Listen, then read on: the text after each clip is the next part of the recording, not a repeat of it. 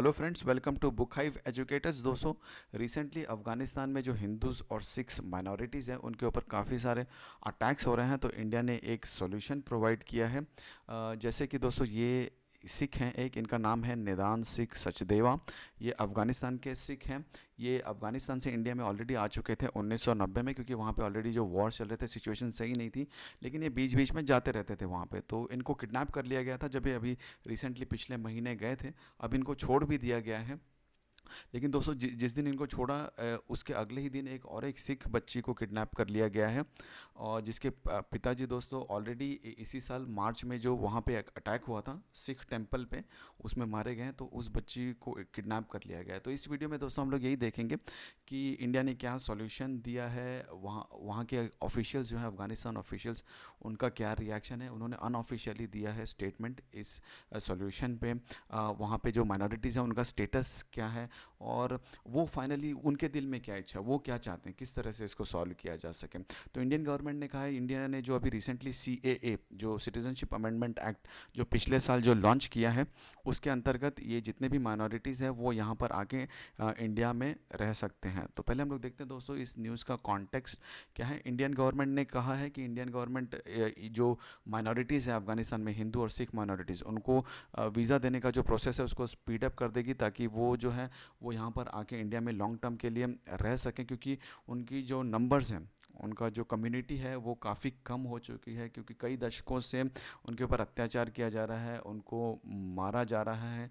ये जो अफ़गान वॉर शुरू हुआ था 1978 से, तब से ये लोग प्रॉब्लम्स फेस कर रहे हैं। तो जो इंडिया के ऑफिशियल हैं काबुल में, उन्होंने ये कहा है कि इस सॉल्यूशन का मतलब ये है कि जो अभी वहाँ पर अफ़गानिस्तान में 600 हिंदूज़ और सिख्स रह रहे हैं, और जो अफ़गानिस्तान एक मुस्लिम मेजॉरिटी कंट्री है, उनको सबसे पहले वीज़ा दिया जाएगा और उनको लॉन्ग टर्म रेसिडेंसी के अप्लीकेशन में उनको प्रायोरिटी दी जाएगी अगर वो इंडिया में आ जाते हैं तो। लेकिन जब इंटरव्यू लिया गया ऐसे बहुत सारे लोगों का, जो माइनॉरिटीज़ का, तो उन्होंने ये कहा कि इस सॉल्यूशन को वो लोग एक इमरजेंसी ऑप्शन की तरह देख सकते हैं। लेकिन इस सॉल्यूशन में भी उनके लिए एक बहुत बड़ी प्रॉब्लम है, क्योंकि अफ़गानिस्तान में उनके पास 200 रोज़गार है, उनके पास दुकानें हैं, उनके पास बिजनेसेस हैं जो उनके बाप दादाओं से उनको मिली हैं। लेकिन एक ही प्रॉब्लम उनके पास अफ़गानिस्तान में ये है कि वो हमेशा डर में जीते हैं कि उनके ऊपर कोई अटैक ना हो जाए। और अगर वो इंडिया में आके रहते हैं तो उनको फिर से ज़ीरो से स्टार्ट करना पड़ेगा। इसका मतलब है कि गरीबी में रहना, ये उनके लिए प्रॉब्लम है अगर वो इंडिया में आते हैं तो। और ऑलरेडी दोस्तों इकोनॉमिक स्लो डाउन चल रहा है पूरी दुनिया में, प्लस ये जो कोरोना वायरस पेंडेमिक है उससे भी सिचुएशन ख़राब हो रखी है। अब हम देखते हैं जो अफ़गान माइनॉरिटीज़ हैं और जो गवर्नमेंट ऑफिशियल्स हैं उन्होंने क्या अपना स्टेटमेंट दिया है। वहाँ की एक माइनॉरिटी है, उनका नाम है लाला शेर सिंह, अफ़गानिस्तान सिख हैं। ये काबुल में रहते हैं, वहाँ सिख टेंपल के पास में, जिस पे अटैक हुआ था इसी साल मार्च में। तो उन्होंने ये कहा है कि कम्युनिटी के जो नंबर जो लोग हैं इतने छोटे हो गए हैं, मतलब इतना कम हो गया है नंबर्स, कि हमेशा उनको दिन रात यही डर सताते रहता है कि अगर अगली बार अटैक होगा तो उनका जो अंतिम संस्कार करने के लिए भी लोग नहीं बचेंगे। ये एक माइनॉरिटी के जो लाला शेर सिंह हैं उन्होंने कहा है।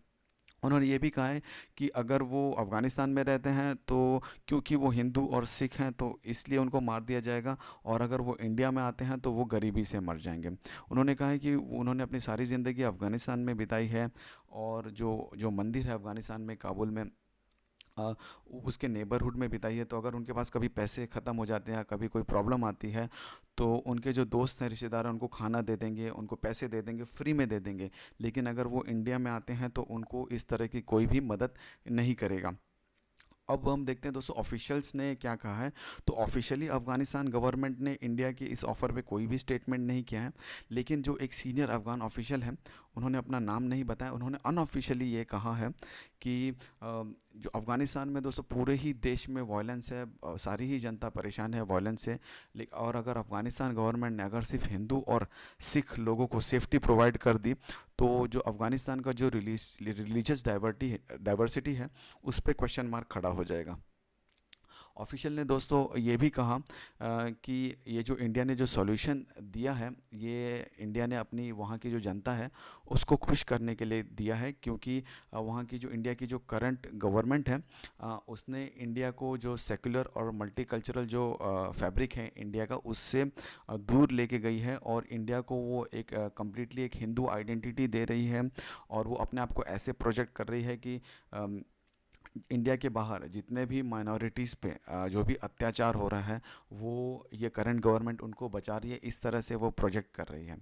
तो वो अफ़गानिस्तान ऑफिशियल ने ये कहा है कि इंडिया की जो हिंदू नेशनलिस्ट गवर्नमेंट है, उसने रिसेंटली इंडिया के जो लॉज अमेंड किए हैं, जो सिटीज़नशिप अमेंडमेंट एक्ट की बात कर रहे हैं दोस्तों, तो वो ये कह रहे हैं कि ये डिस्क्रिमिनेट करता है मुस्लिम्स के ख़िलाफ़, क्योंकि जो दूसरे धर्म के जो माइनॉरिटीज़ हैं, जैसे हिंदू हो गए, सिख्स हो गए, पारसीज, जैन्स, क्रिश्चियंस, बुद्धिस्ट हो गए, इन रिलीजन्स के जो माइग्रेंट्स हैं, जो लोग इंडिया में आके सेटल हो रहे हैं, उनको बहुत तेज़ी से उनको सिटीज़नशिप दी जा रही है, और जो मुस्लिम माइग्रेंट्स हैं, उनको जो सिटीज़नशिप देने का जो प्रोसेस है वो काफ़ी लंबा है, इसलिए ये काफ़ी डिस्क्रिमिनेटरी है।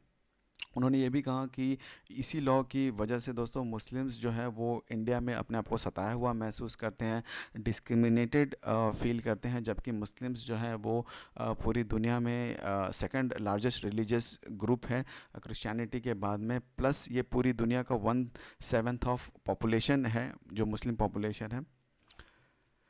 अब हम देखते हैं दोस्तों करंट स्टेटस क्या है रिलीजियस माइनॉरिटीज़ का अफ़गानिस्तान में। जो स्टेटस है दोस्तों अफ़गानिस्तान रिलीजियस माइनॉरिटीज़ का, ये बहुत अनसर्टन है। इसका कोई भी इसका फ्यूचर अभी दिख नहीं रहा है, क्योंकि यूनाइटेड स्टेट्स जो है अपने जो सेना है उसको ऑलरेडी विड्रॉ कर रहा है, अफ़गानिस्तान से निकाल रहा है 18 सालों के बाद में। प्लस तालिबान जो है दो जिसने रूल किया है 1990 से लेके आज तक अफ़गानिस्तान पे, उसने बहुत ही क्रूरता से रूल किया है, अप्रेसिवली इसने रूल किया अफ़गानिस्तान से, और अब तालिबान गवर्नमेंट के साथ बातचीत करने वाला है पावर शेयरिंग पे। तो इसलिए जो है अफ़गानिस्तान के जो रिलीजियस माइनॉरिटीज़ ऑलरेडी ख़तरे पे हैं, और ये जो है ऑलरेडी काफ़ी कंफ्यूजिंग सिचुएशन क्रिएट हो गया अफ़गानिस्तान में, क्योंकि शुरुआत में काफ़ी कम ग्रुप्स थे, टेररिस्ट ग्रुप्स थे, और सबकी डिमांड्स अलग अलग थी, लेकिन अब बहुत सारे ग्रुप्स ऐड हो गए हैं, जैसे कि आईएस भी अभी ऐड हो गया है, और हर ग्रुप की डिमांड अलग है, और आईएस जो है ये पर्टिकुलरली ये जो माइनॉरिटीज़ होते हैं उनको ही टारगेट कर रहा है, तो ये काफ़ी कंफ्यूजिंग सिचुएशन हो गई है। हिंदू और सिख कम्युनिटीज़ जो थी अफ़गानिस्तान में, पहले इनकी अराउंड 10,000 के आसपास इनकी पॉपुलेशन थी, इनके पास अच्छे बिजनेसेस थे, ये गवर्नमेंट में अच्छी पोजीशंस पे काम करते थे, लेकिन अब इनमें से ज़्यादातर लोग भाग चुके हैं, कुछ लोग इंडिया आ गए हैं, कुछ लोग यूरोप, कुछ लोग नॉर्थ अमेरिका आ गए हैं, क्योंकि कई दशकों से यहाँ पे जो वॉर चल रहा है, प्लस इनके खिलाफ़ जो अत्याचार किया जा रहा है, इस डर से ये लोग भाग चुके हैं। अफ़गानिस्तान का जो ईस्टर्न प्रोविंस है दोस्तों, ये नंगरहार नंगरहार जो प्रोविंस है, यहाँ पर अब केवल 45 फैमिलीज़ रह गई हैं, जहाँ पर पहले हज़ारों फैमिलीज़ रहती थी। इसके अलावा दोस्तों और एक प्रोविंस है, ये पख्तिया प्रोविंस है। यहाँ पर भी कुल मिलाकर दोस्तों पहले 3,000 फैमिलीज़ थी हिंदूज़ और सिख्स की, लेकिन अब सिर्फ एक ही फैमिली रह गई है, इनका नाम है जगमोहन सिंह। ये एक हर्बल डॉक्टर है, ये अपनी बीवी और 2 बच्चों के साथ रहते हैं, और इनके जो बाकी 2 बच्चे हैं वो ऑलरेडी इन अटैक्स के डर से काबुल भाग चुके हैं। अब फाइनल देखते हैं दोस्तों हम लोग ये जो माइनॉरिटीज़ हैं ये क्या चाहते हैं। तो क्योंकि इनके नंबर्स ऑलरेडी कम हो चुके हैं, तो जो हिंदूज़ और सिख्स हैं वो मिलजुल के रहते हैं, एक ही कंपाउंड में रहते हैं, एक ही प्लेस ऑफ वर्शिप को शेयर करते हैं, डरे हुए रहते हैं। अब कुल मिलाकर 600 से ज़्यादा, थोड़े से ज़्यादा रह गए हिंदूज़ और सिख्स वहाँ पर पूरे अफ़गानिस्तान में, क्योंकि अभी रिसेंटली 2 अटैक्स हुए थे पिछले 2 सालों में, जिसमें कि 50 लोग मारे गए थे माइनॉरिटी कम्युनिटी के, और इससे जितने भी सारी फैमिलीज़ हैं वो डरे हुए हैं। जो सबसे लास्ट अटैक हुआ था वो हुआ था इसी साल मार्च महीने में, जो कि एक सिख टेंपल पे हुआ था काबुल में, जो कि लोकेटेड है, जिसमें 25 लोगों को मारा गया था, और इसको 6 घंटे तक इसको ब्लॉक करके रख दिया गया था, इसमें बच्चे भी मारे गए थे। फिर दोस्तों इसकी रिस्पॉन्सिबिलिटी ली थी, इस अटैक की रिस्पॉन्सिबिलिटी ली थी आईएस ग्रुप ने, और अटैकर जो था उसका नाम था अबू खालिद अल हिंदी मुशीन। ये दोस्तों ये इंडिया के केरला प्रोविंस से था। ये अटैकर, और इन्होंने ये कहा था कि इन्होंने अटैक इसलिए किया था कि जो कश्मीर में जो मुस्लिम्स मारे जा रहे हैं उसका बदला लिया है उन्होंने इस अटैक के थ्रू में।